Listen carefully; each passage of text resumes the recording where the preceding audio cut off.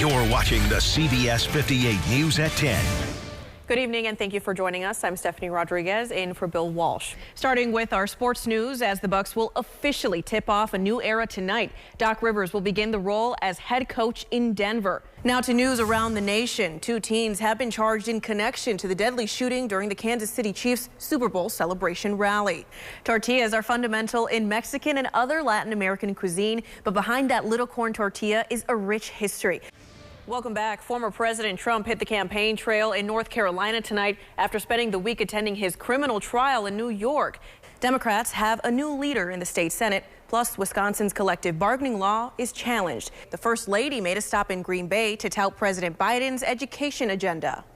The state Supreme Court heard arguments on a case filed by Governor Tony Evers. The lawsuit challenges Republicans' broad committee powers. In Washington, Representative Jim Jordan of Ohio received about 25 more votes Friday than he received earlier this week when the GOP conference voted Majority Leader Steve Scalise to be their nominee for Speaker of the House. We continue keeping an eye on AI this morning. The White House is calling on Congress to take legislative action after fake explicit photos of Taylor Swift began circulating social media. You can see people starting to gather. This is where President Trump called his supporters to meet to protest the Electoral College certification process. The suspect ditched the car, but the dog is still missing. Now police are asking for your help. CBS 58's Dua Srar is live right now in Big Bend, where the business owner remains upbeat despite the devastation. We're also the official weather team of the Milwaukee Bucks, so lots of great partnership with the team happening this year. And of course, make sure you tune in on the M to watch all of those games soon. Smoke covering that. Again, Alibi Lounge currently on fire.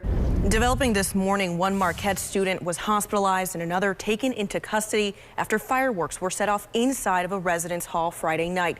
Israel gave residents in Gaza City a 6-hour window to evacuate south today. The movement advisory came a day after Israel warned 1.1 million people living in northern Gaza to evacuate for their safety. And while the Packers are not one of the teams in this year's Super Bowl, we do know which teams will be facing off. It's a rematch from 4 years ago when the Kansas City Chiefs started their mini dynasty.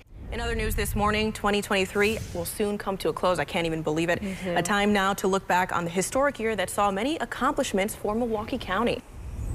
It's the season of giving, and that can mean digging deep into your pockets for presents. CBS 58's Taj Mahal talked to the Better Business Bureau to revisit some important topics to keep your money safe during the holidays. Now to consumer news this morning. We expect to learn if interest rates will change this week. According to CNN, the Federal Reserve is set to meet on Wednesday and announce its decision. A hometown barbershop is partnering with health officials to bring community members important health screenings today. Starting February 23rd, 10 Milwaukee Bucks games will be broadcast live right here on the M.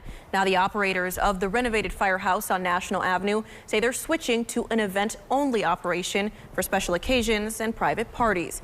Moana is a Disney favorite for its very popular songs and adventurous plot, but it's also a story of culture and empowerment. That's right. Welcome back in your Money Watch report tonight. If you filled up your gas tank this week, you probably noticed it cost you more. The price of a gallon of gas went up 13 cents over the last week nationally. And here in Milwaukee, we've seen a jump of up to 50 cents.